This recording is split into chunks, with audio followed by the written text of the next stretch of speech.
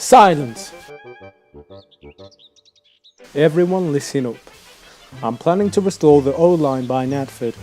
We are getting more and more shipments. I know money is short since the stock market crash, but we will overcome this. Who will run the line, sir? I haven't decided yet, but the engine that works the hardest will have it as a reward.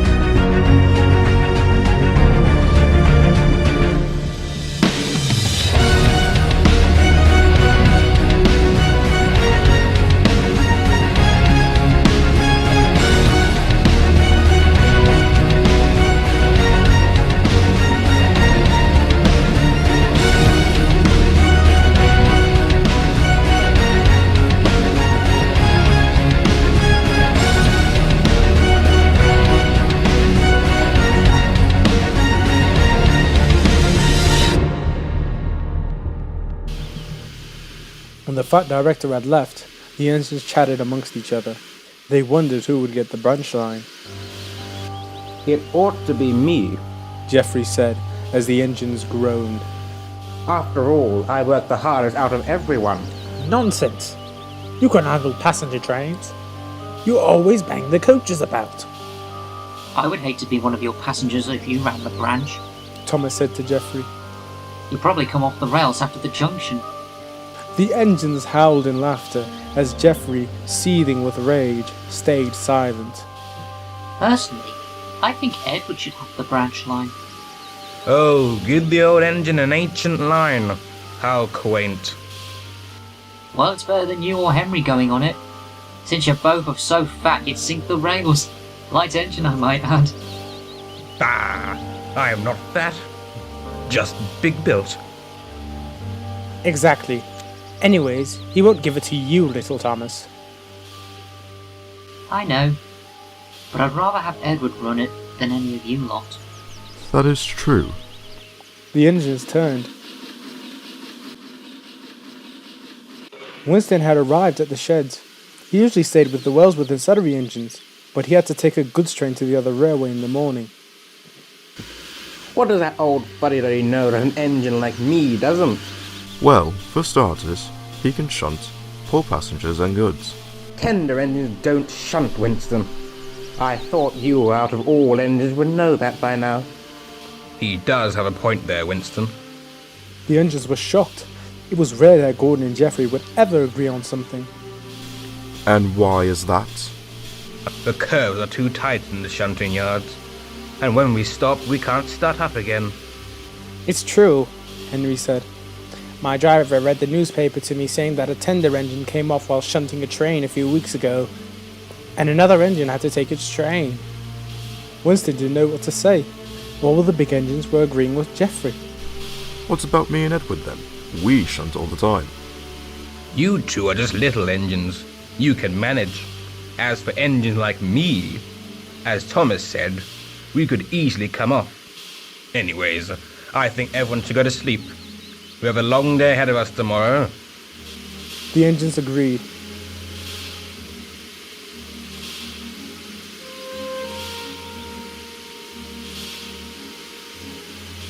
The next day, the engines left early to work. Gordon had the morning express. Edward and Henry were pulling the local stopping trains, and Geoffrey went to collect a goods train at Vicarstown. Thomas was alone. He didn't mind that one bit. He loved the peace and quiet, arranging coaches and trucks in their proper places. As he was getting a goods train ready for Adam, the fat director walked up. "Leave these trucks here, Thomas. I need you to take a goods train to Natford Junction." Thomas was surprised. Yes, sir. I'll get it delivered right away. "That's a good engine. I knew I could rely on you. The station master will give you further directions when you get there," the fat director said, and he dashed for his car. Thomas never thought that the fat director would ask him to take a goods train after what happened the last time. But he was happy all the same to get a break, and he was curious to see what the old line would look like.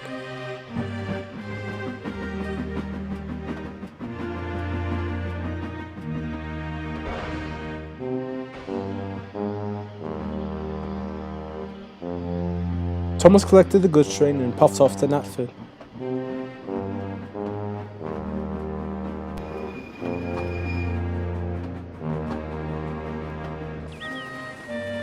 The journey was uneventful, as the trucks learned not to play any tricks on him. When he arrived at the junction, he rolled his eyes as Jeffrey was standing on the opposite line. Well, well, well. I'm surprised let you out of the yard, unreliable. Thomas ignored him, instead talked to the station master. "You and Jeffrey will work together. Jeffrey will take goods down here, and you will shunt the trucks wherever they're needed," Yes, sir. said Thomas. He hated working with Jeffrey, but he knew he had work to do, so he puffed off without fuss.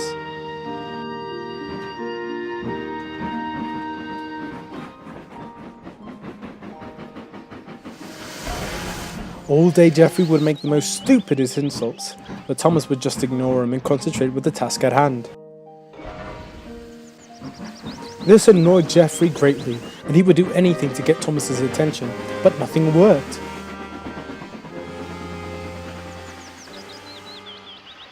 When Jeffrey had left to get another train, Thomas was given a rest. The fat director arrived. Hello, sir. "Hello, Thomas. What's wrong? You look a bit blue." But I've always been blue, sir. No. I mean, you look sad. What's the matter?"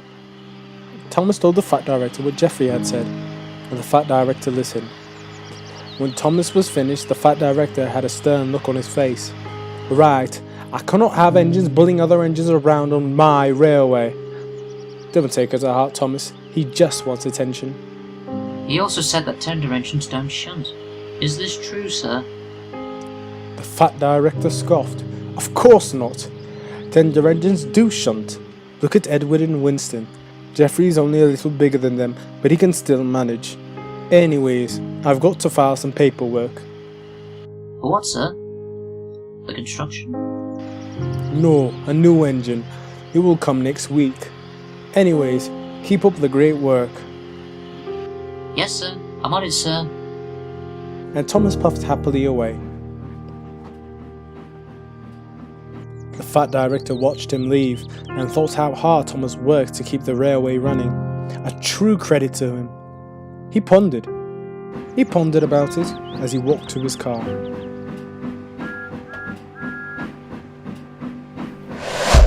A few weeks had passed, but nothing really changed. Jeffrey was still being rude and intolerant. The branch line was almost finished though, but the thing that everyone else was excited for was the new engine. It'll probably be a big and strong engine for goods. Probably another common small goods engine to keep the yard in shape. I think we had enough blue engines if you ask me. Maybe it's going to be red. That would be a nice change. Nonsense. Any engine painted in red looks... quite nice. That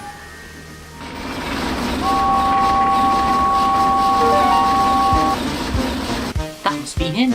Or her.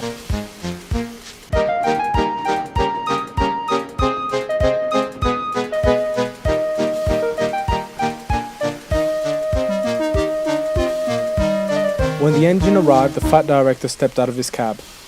"This is James. I have brought him to help with the goods and passenger work. Please make him feel welcome and comfortable." And the fat director went into his office. The engines eyed up the newcomer. He was painted in black with red lining, with gold letters that said Lancashire and Yorkshire. on each side of his tender. Gordon spoke first. I knew it. I knew he was going to buy a small common goods engine. You know I pull passengers too, and how can you tell me what work I can do? He eyed Gordon suspiciously. You look like you haven't done a proper day's work since you were built. Probably too scared to couple to trucks because you're afraid your buffers will get dirty. The engines laughed, and Gordon said no more. James then looked at Winston. I never thought I'd see one of my brothers here. Indeed. James looked at Winston's paintwork. Oh, I do envy you. Your paint does look lovely. What? This old thing? It's nothing, mate. A workman soon came out of the workshed. Thomas, the fat director needs you at the junction. He said that you will have to bring the breakdown cranes. And James, the fat director said that you will go with Jeffrey to Vicarstown to assist with taking rails and sleepers and other things to the junction. He probably doesn't even know what the breakdown train is. Yes, I do. It is the breakdown crane. It's like the ship cranes, but smaller and on rails. Thanks, Winston. And Thomas puffed away to get the cranes.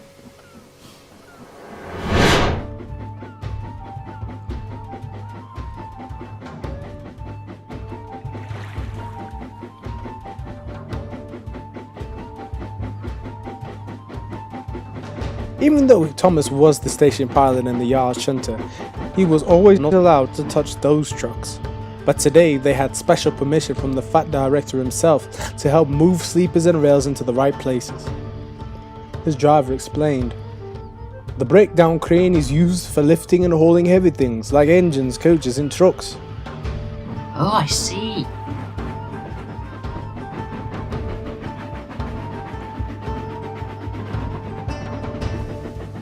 Meanwhile, on the other side of the island, Jeffrey and James arrived at the yards.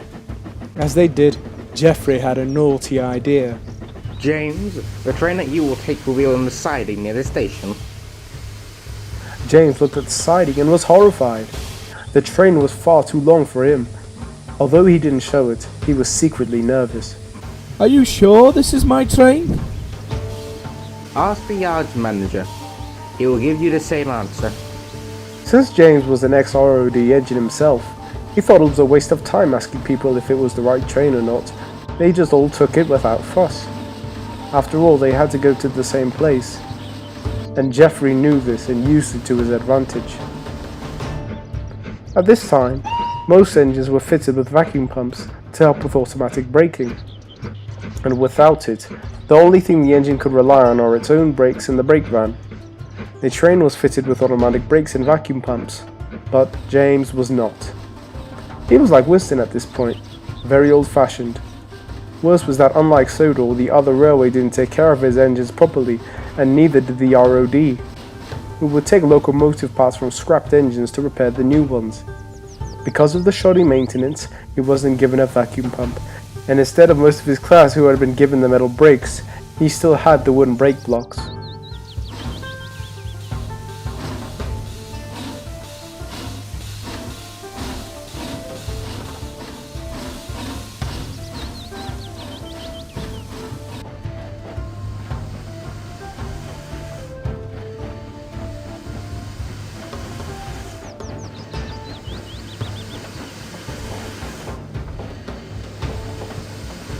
As James left with the train, Jeffrey smiled to himself. What he didn't tell James was that he was taking Jeffrey's train. James's train was on the other siding, and he wouldn't leave for another 2 hours. When the workman saw James leaving, he was very surprised. He walked over to Jeffrey. "Jeffrey, why is James pulling your train?"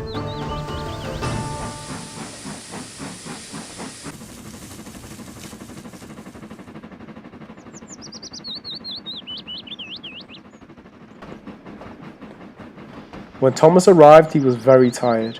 The cranes were very heavy, and the ballast trucks added more weight. But he made it.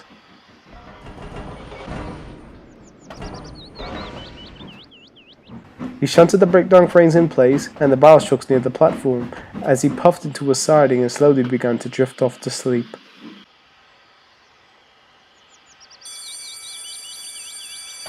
As he shut his eyes, there was an alarm blasting through the station. Thomas jumped as he heard a fast puffing and a black blur towards him. The whistle sounded familiar too, as it blasted all around. As he passed, Thomas got a glimpse of the engine. It was James. His brake blocks were on fire, and the poor engine didn't know what to do. Help! Help! Faster. They're pushing me! They're pushing me!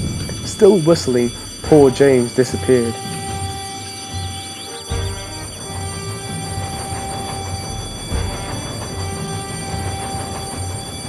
Oh, I'd like to teach those trucks a lesson. Said Thomas the tank engine. Meanwhile, on the main line, James was frightened out of his wits. The big hill and the unfitted goods train had done it. At the pace he was going and the way his brakes were, it would have been impossible to stop. The fast speed managed to cause his wooden brake blocks to catch fire. And then there was trouble. A sharp curve came up ahead. James shut his eyes as he came up with a crash.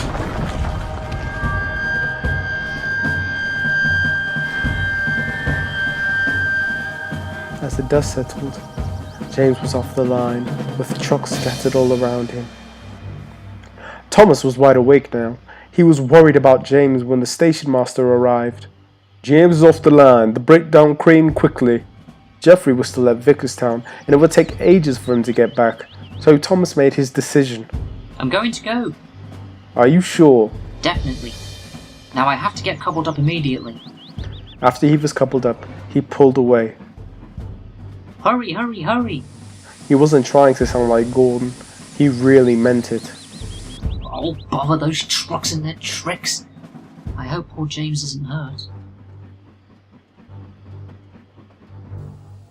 James's driver and fireman luckily jumped clear before the crash, and now were checking James all over to see if he was hurt. James began to feel down, but his driver soothed him. Don't worry, it wasn't your fault. It was those stupid trucks that pushed you. Those damn wooden brake blocks too. I always said they were no good. Soon Thomas arrived with the breakdown cranes in tow. Don't worry, James. We'll have you back on the rails in no time. As the breakdown crane was lifting James, Thomas went to collect the unheard trucks away.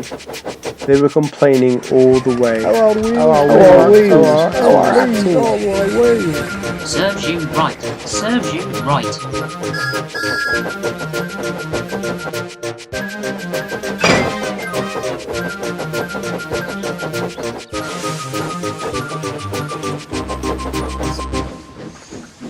When he came back, the crane had lifted James onto the rails. His tender was too battered to be of any use, so they decided to pick it up with the smashed trucks. Oh, Thomas, can you take James to Tidmouth? Yes, sir. But why Tidmouth? I thought we should take him to Crovan's Gate. Well, yes, but the fat director wants to talk to you. Thomas's heart dropped. He had left his job to chase down another engine, and took the breakdown cranes, which were vital to repair the Branchline. But it all had been for a good purpose. Thomas thought. But he was nervous all the same. James reassured him. Don't worry, I think the fat director's quite proud of you. He paused before he spoke again. These trucks were supposed to be delivered for the Branchline. Whose Branchline is it? No one as I can recall. He said the engine that works the hardest will get it as a reward. That's probably why he called us to Tidmouth, to give you the branch. After all, if you heard you're the hardest working tank engine from all around. Thomas smiled. Thanks, and don't worry, they'll fix you right up in our works. They are highly skilled men after all. Thanks.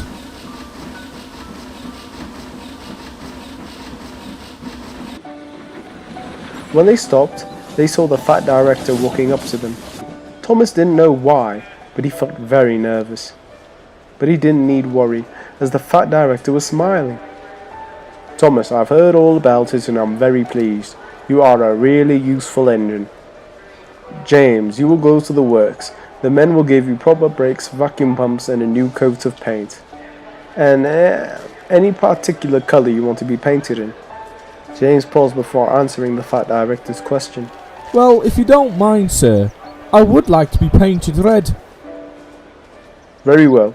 Thomas will... the fat director cut off, as Thomas looked completely knackered. Have a rest. We worked hard today, and more than deserve it.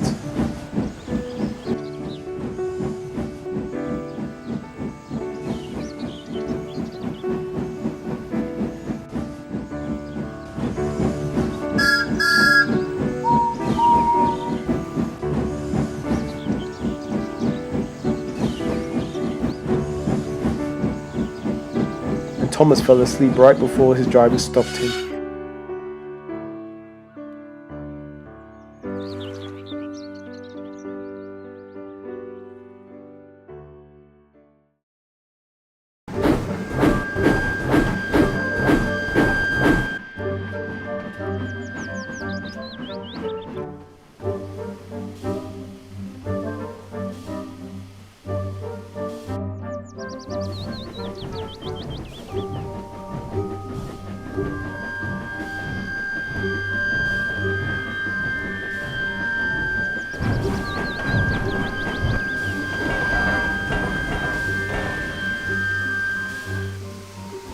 The next day, Thomas woke up to see Jeffrey getting pulled by a whiff in the breakdown cranes. What happened? He had to shunt for the workmen since you were gone, and he came off a few yards away from the platform. Whiff tried hard not to laugh. He stayed there all night. See, Jeffrey? I told you this would happen. Thomas chuckled. Jeffrey did not see the funny side of it. You should have been there shunting instead of going on a stupid adventure. It was not a stupid adventure. He rescued poor James from his accident. Who cares? He was old-fashioned anyway. He was bound to come apart eventually. I think I've heard quite enough. The engines turned to see the fat director standing in front of Jeffrey. He was not happy. What happened to you was your own damn fault. You went too fast on the curves. No wonder you came off. You are reckless, irresponsible, and much too big for your wheels. I think it's time that I need to cut you down to size. Jeffrey subsided. What are you doing here, sir? Isn't it early? I wanted to announce who will be running the Branchline. Who will be running it, sir? I have given it great thought and decided that even though he was cheeky in the past, he now knows the meaning of hard work. Therefore, Thomas will run the Branchline. What? But sir, You have shown me how fast you can work without major mishaps. When I saw you working at the junction, I gave it little thought, but when you rescued James, it showed me that you weren't the little tank engine playing jokes anymore. You can handle situations when they happen, and most importantly, you're kind to all. That is what it means to be a true Northwesterner. Thomas was incredibly humbled. The fat director wasn't finished, however. Also, you will have your own 2 coaches. They were called Annie and Clarabelle. Thomas was very pleased as the engines congratulated him. Well done, Thomas. Not too bad, little Thomas. You will do a fantastic job. Jeffrey stayed silent. He was very cross. His one chance of having his own line was ruined, and who was it ruined by? A tank engine. A few days later, the Branchline was complete, without Jeffrey's help, of course, and Thomas left the big station for the last time. Edward, Gordon, and Henry were there to see their friend off. As the guard blew his whistle, the engines blew their whistles, and Thomas blew his in return. goodbye, you lot. I will miss you all. Make sure to visit, chuckled Henry. And soon Thomas was out of sight. Now he gets news from Henry and Edward, who would pull trains to the junction, and sometimes they would hear Gordon rocket by with the express. Soon James met Thomas in his brand new livery, and he is now known as a really splendid engine. Thomas has lived up to the phrase responsible, reliable, and really useful.